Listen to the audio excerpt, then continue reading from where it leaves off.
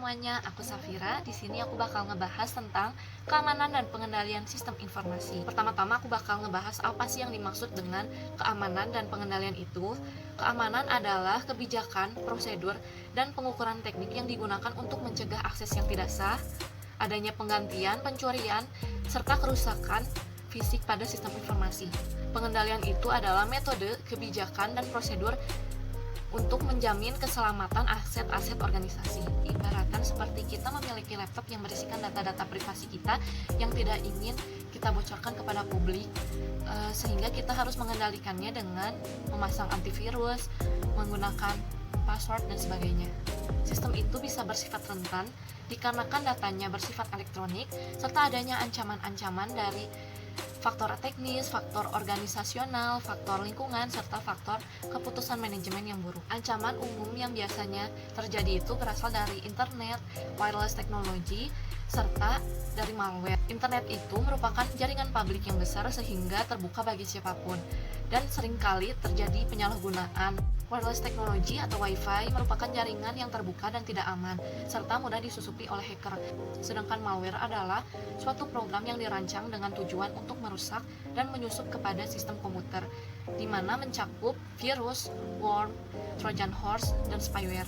Virus itu menempel pada data atau program tanpa izin, sedangkan trojan horse yaitu menyusupkan kode mencurigakan dengan tujuan merusak program.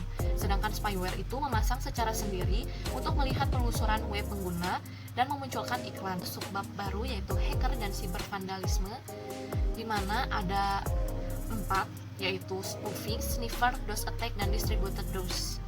Seperti yang kalian ketahui, sekarang itu sedang marak-maraknya yang dinamakan cybercrime atau kejahatan pada dunia maya.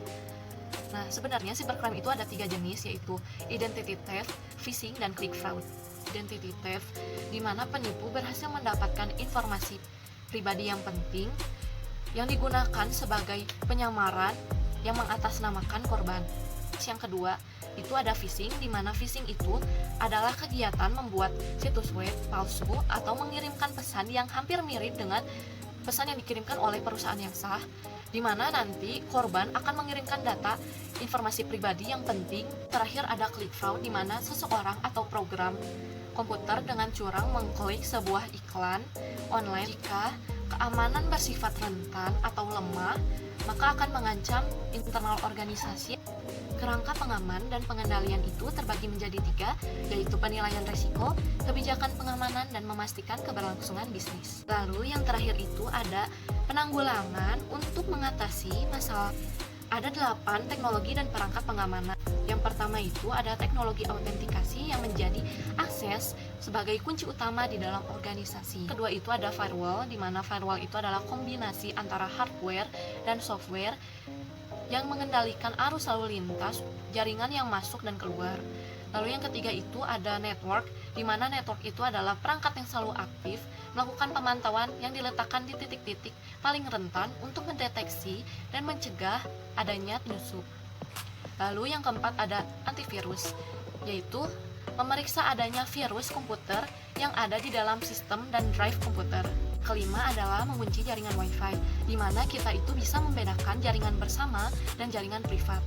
Lalu yang keenam ada enkripsi, yaitu proses mengubah teks atau data biasa menjadi teks bersandi rahasia atau cipher yang tidak dapat dibaca oleh siapapun selain pengirim dan penerima. 7 adalah digital signature, yaitu pesan yang dienkripsi yang hanya dapat diciptakan oleh seorang pengirim menggunakan kunci privatnya sendiri, berupa tanda tangan digital yang digunakan untuk memastikan keaslian, asal, dan isi pesan tersebut. Yang terakhir itu ada digital certificate, di mana file data yang digunakan untuk menciptakan identitas pengguna dan aset elektronik untuk perlindungan transaksi online.